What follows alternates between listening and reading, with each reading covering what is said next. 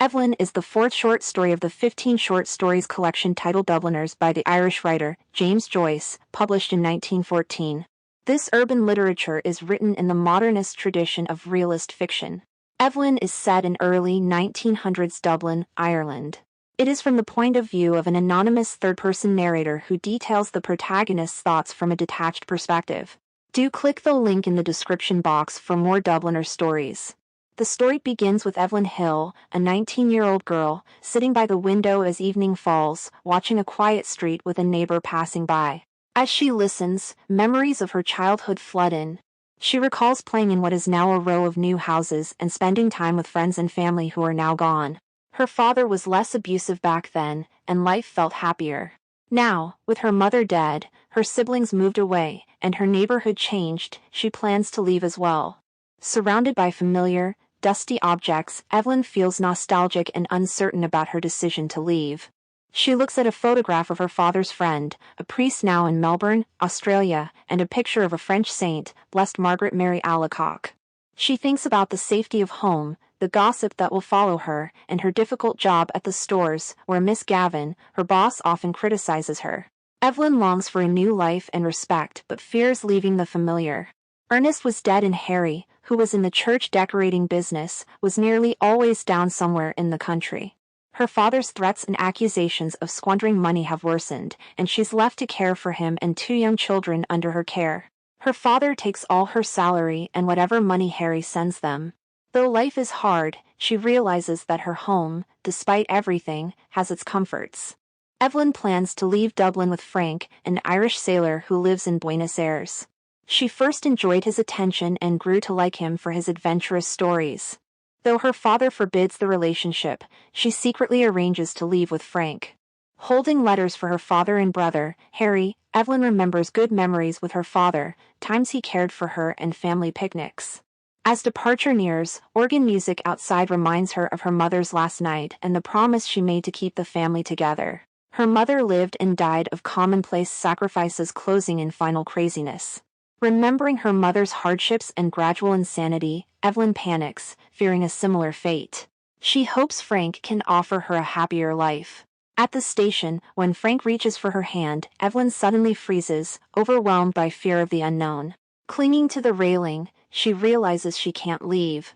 All the seas of the world tumbled about her heart. He was drawing her into them, he would drown her. She watches as Frank boards the boat alone, calling her name, while she stands feeling empty and paralyzed. She set her white face to him, passive, like a helpless animal. Her eyes gave him no sign of love or farewell or recognition. Eveline is heavily influenced by her role as a woman in early 20th century Dublin. Society's expectations for women make her feel powerless, and this affects her decision-making capacity.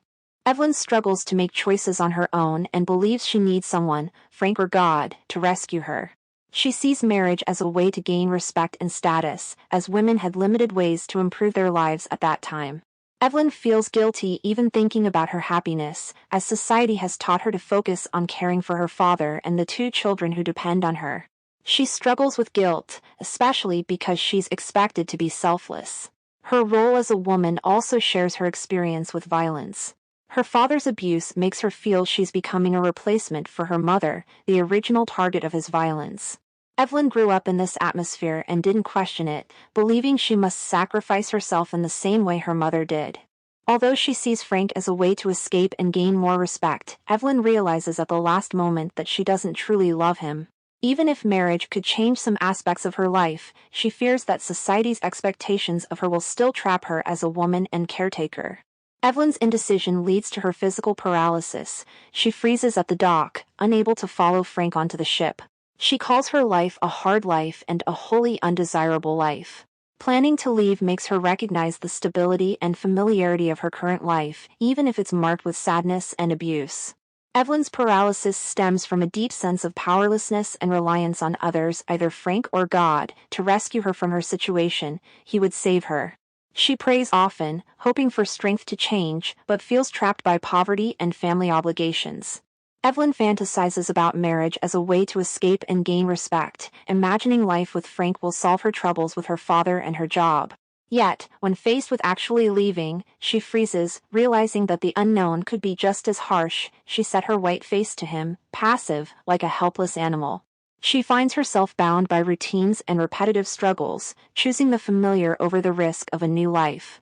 Ultimately, Eveline's desire to escape seems more about reassurance than genuine intent, showing how Joyce's Dubliners feel trapped by circumstances, turning to dreams of escape for temporary comfort rather than real change.